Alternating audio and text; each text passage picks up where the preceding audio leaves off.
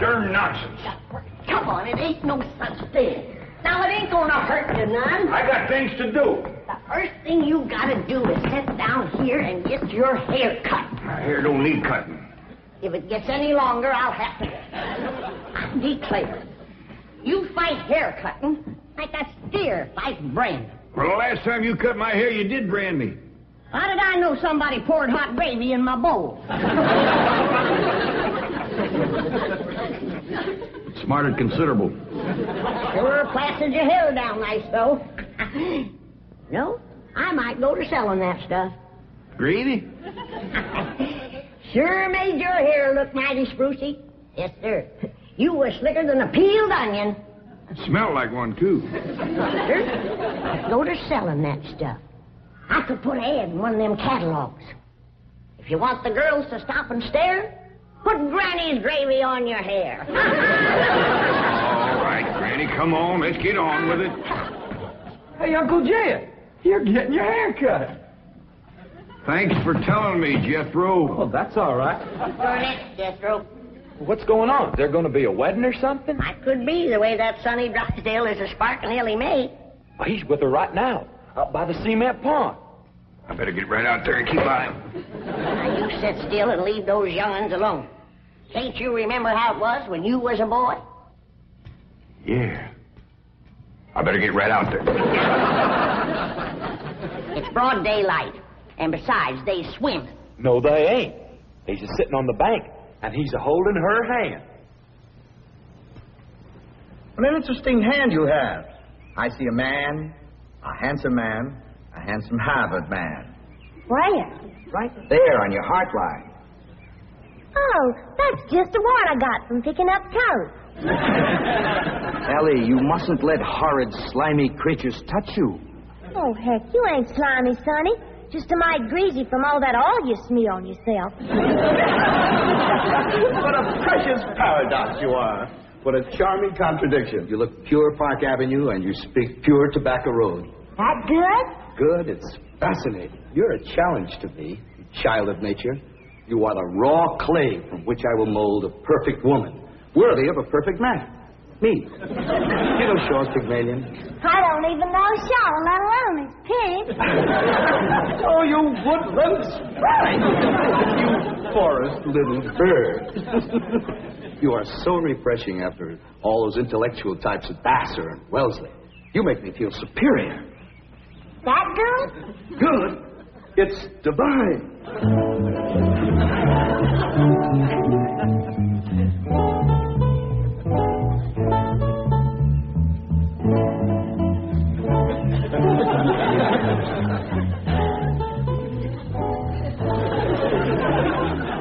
I am Caesar. You are a fair-skinned captive, a barbarian slave. Shall I drag you through the streets of Rome behind my chariot? Or shall I throw you into the arena with my lions? No, Caesar has other plans for you, my little savage. You shall be my slave, yes, but only the invisible bonds of love shall make you my prisoner. Come, I shall strum upon my lyre and recite odes to your beauty. What say you to that, fair maiden? How speak you now to mighty Caesar? I declare, Sonny, you're more fun than a bucket of tadpoles.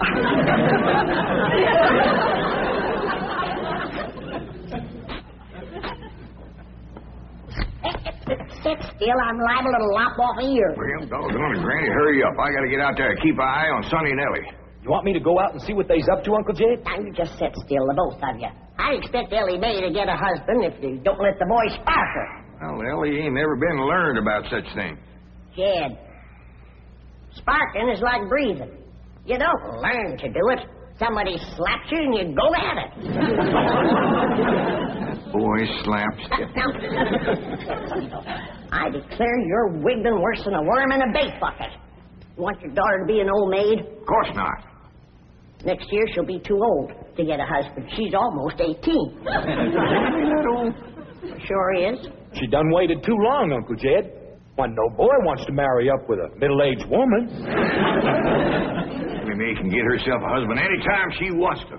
Well, she's the prettiest and... Now, don't get your old feathers riled up, you old rooster, you. Elly May'll be all right if you just leave her alone. Well, I ain't sure Sonny Drysdale's good enough for her. He's considerable older than she is.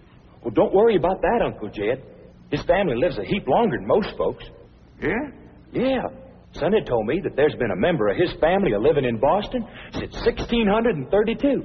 Well, that rascal's over 300 years old. He was a greening you. Yeah, you sure swallowed a whopper. No, ma'am. Sonny's honest. Why, he's so honest he has to have somebody do his lying for him. Do his lying for him? Yes, sir. Why, I heard him call through the heads to Elly. He says, I'm coming over to serenade you, and I'm going to bring my lyre. Elly, Didi, Ichi. The world lies conquered at my feet. And yet, I tremble at the nearness of this flaxen-haired barbarian. Could it be that the invincible Caesar is about to be vanquished? Not by the spears and arrows of the Gallic tribes, but by Cupid's dart? Yes, fair maiden, you have done what your fierce kinsman could not. You have brought mighty Caesar to his knees. Come, I will take you to my palace, and there compose odes to your beauty. See yon window. 'Tis the Emperor's suite. There I shall woo you. Mother! That's my room, and those are my binoculars. You're not supposed to spy on the Emperor. What are you trying to tell me, Sonny? Mumsy can see you, but she can't hear you.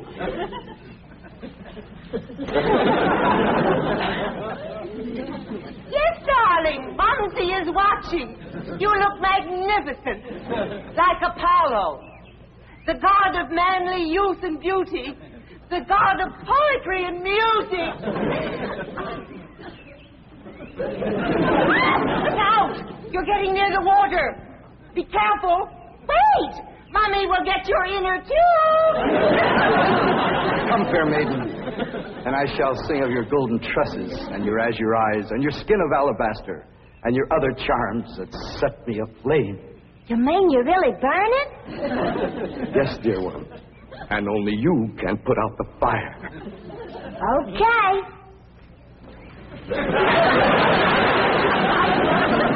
How's that, Sonny? You feel better now?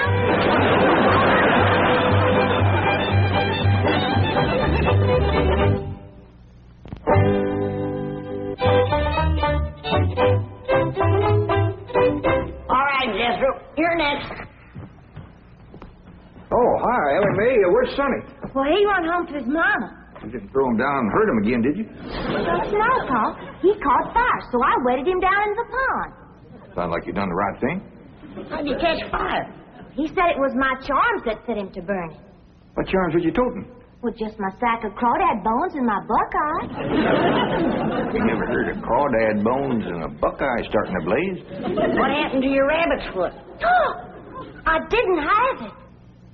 There you are. You can expect trouble when you ain't toting a rabbit's foot. You know what my teacher over at Pot School said about toting a rabbit's foot? What? She said it's a superstitious invocation contradicted by scientific knowledge.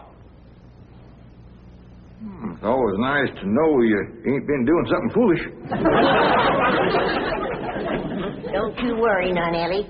You go jump into a purty dress, and I'll whop you up a love charm that I guarantee will bring Sonny Drysdale back.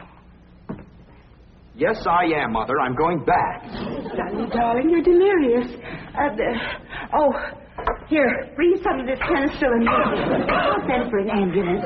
Mother, I am perfectly all right.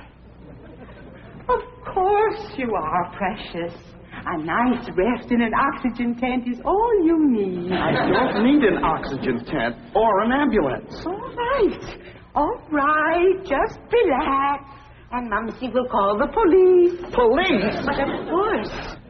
I mean to have that violent, dangerous girl arrested for attempted drowning. Mother, you will not call the police. I'm going back there right now to see Elly May. Ah, darling, that's very brave of you, but you're in no condition to make a citizen's arrest. Mother, I'm not going to arrest her.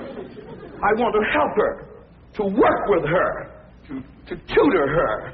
What? She's like a wild, wonderful jungle cat, and I'm going to tame her. Honey, you are delirious.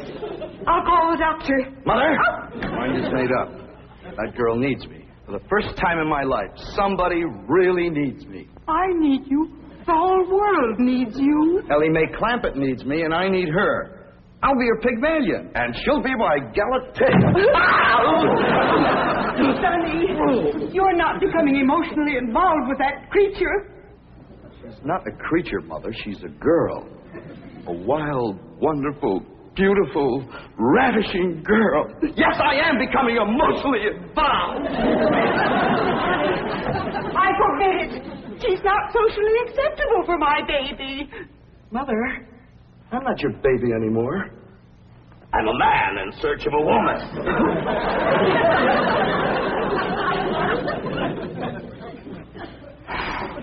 Where did he learn that language?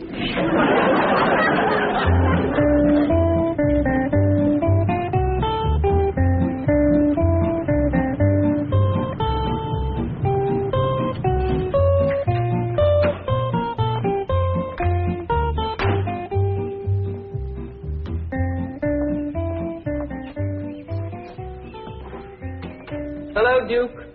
You noble veteran of the chase. Are you homesick for your forest paths and mountain trails? You look like a cashier waiting for the bank examiners to arrive.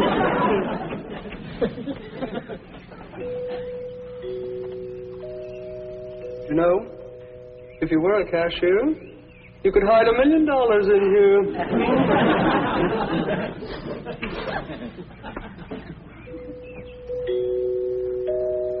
There goes that music again. Did you ever find out where that's coming from? No, sir, I didn't. Every time I went to looking for it, somebody always come to the door. This time I'm going to find it for sure. You see?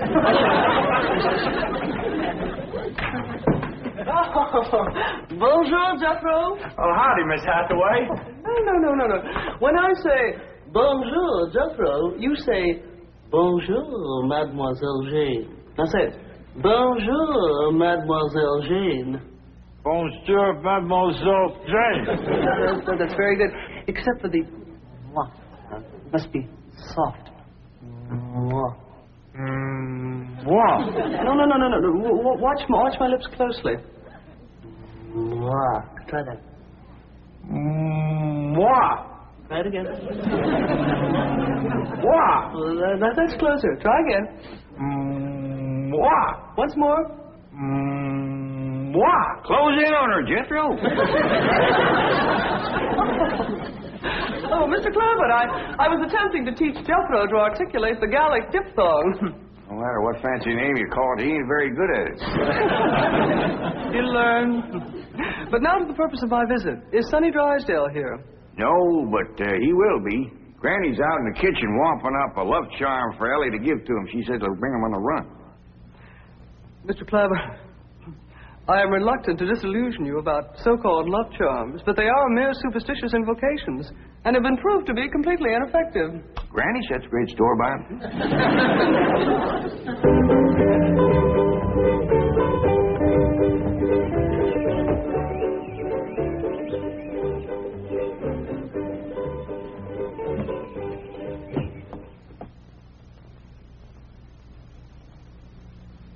Here you are, Elly. One guaranteed love charm. Guard it with your life. What's in it, Granny? Oh, I darsn't tell you. Leastways, not just yet. But I'll give you the secret before I go on to my reward like my granny done to me. I'll guard it too, Granny.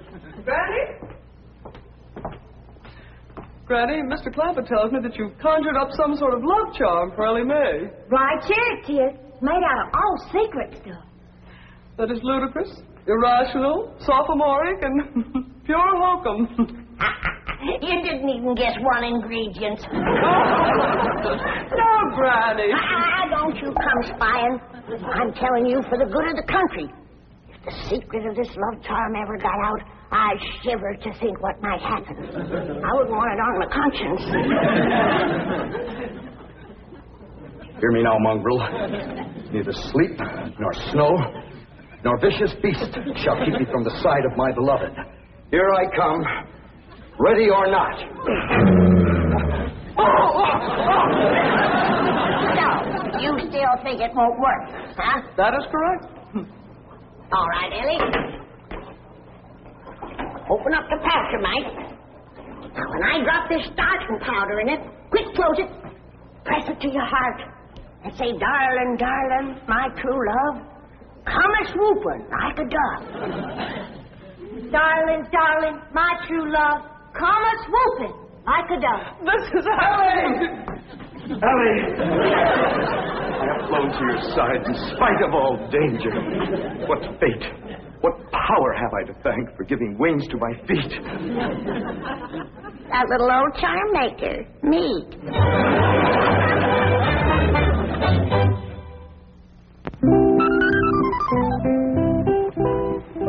And now we shall begin the transition from Tobacco Road to Park Avenue.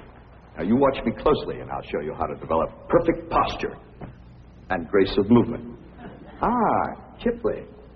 Well, do you like Kipling? I don't know. I ain't never kippled. Oh, you are a challenge, you ravishing rustic, you child of nature. Now here, you try it. There we are. Now walk. Go. You'll have to try that again. Now sit down. Now watch me. We walk as though upon a cloud, and we glide with lissom grace. And as we walk, we always keep a smile upon our face. What's he doing? That there is something called Kipling. He's trying to burn it to Elly. Now, this is how you sit in a chair, smoothly and gracefully. There ain't no chair where he's a-sitting. I know. What do you reckon's wrong with that rascal? Appears to me he's about 2 bricks shy of a load. Turn old Duke loose so we can go in there and protect Elly. Now we'll practice diction and intonation at the same time. How now, brown cow? How now, brown cow? What's he talking about? He thinks old Duke is a cow. You best fetch Granny. Appears to be she's threw too strong a charm on that boy.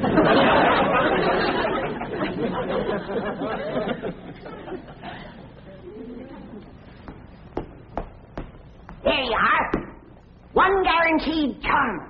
Now, you hold the bag while I sift in the starter. I know this is all a lot of absolutely ridiculous nonsense. Please hurry. Darling, darling, my true love, come a-swooping like a dove. I better open this door before he busts it in. Miss Jane! Here he is. Granny's love charm is too strong. Don't fight it. It's bigger than both of us. Circled on me. Granny, come quick. The love charm you throwed on Sonny Drysdale was too strong for him. Thank you, Granny. How now, brown cow? How now, brown cow? How now, brown cow? How now, brown cow? How's it going, Uncle Jed? Bad. Now he's got Elly believing old Duke is a cow. Pretty charm, Granny? I reckon so. I'll sprinkle him with some let-go powder. While you're at it, sprinkle some on Miss Jane. She's shutting off the blood to my arm. How now, brown cow? Secret powder, white as snow, make the charm of love let go. What did you do? The spell is broken. Now, please, everybody listen to me.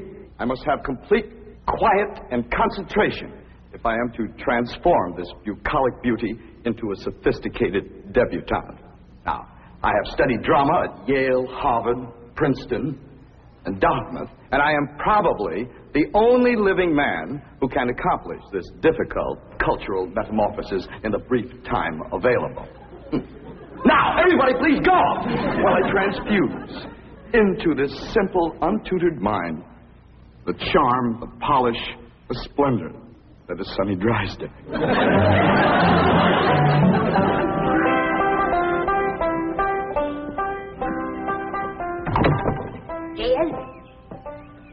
Hi, Granny.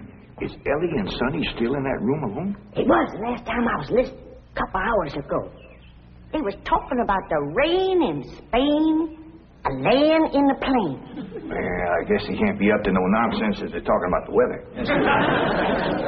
Doggies, I can't wait to see Elly all polished up and talking like Sonny and Miss Jean. While you're waiting, I got something for you. What is it? A love charm. What in Sam Hill I want with that? Ain't what you're wanting, it's what you're getting, a woman. And it's high time you got one, being a widower. Besides, the moon is right. That's why this stuff is working so high-fired powerful. So here.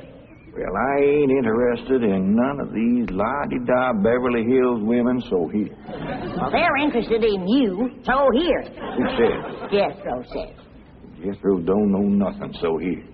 I reckon Jethro ought to know what's going on in his own school. Besides, I saw her making sheep's eyes at you, so here. You caught who making sheep's eyes at me? Mrs. Millicent Schuyler Potts, that's who. Oh, now. You did? Educate a woman like that? Jethro says she asks for you every day. Oh, what she want with an old mountain goat like me? I was to put a little starting powder in there, and you was to say the magic words. No woman could resist you. I don't hold with stuff like this. You're scared, ain't you? Oh, I ain't scared. Then go ahead. I double dog dare you. Well, open the pouch, you might. Now. Well, this is just a lot of doggone nonsense. Close it tight, clamp it to your heart, and say the words.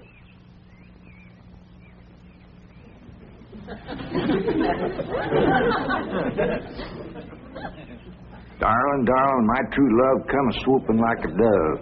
Where is he? Where's my darling? It's Mrs. Drysdale. Where is he? Oh, where is he? Oh, I tried to stay away, but I could not. He's mine, and no other woman shall have him. Drysdale, you're a married woman. Think of your husband. Care about my husband. I want my darling, and no one is going to keep me from him. I sure hate to have to do this, but... Sonny, where are you, Sonny?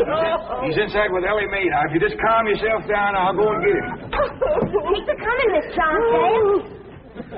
Howdy, Ma. Was you a-hollering for me? They brainwashed you.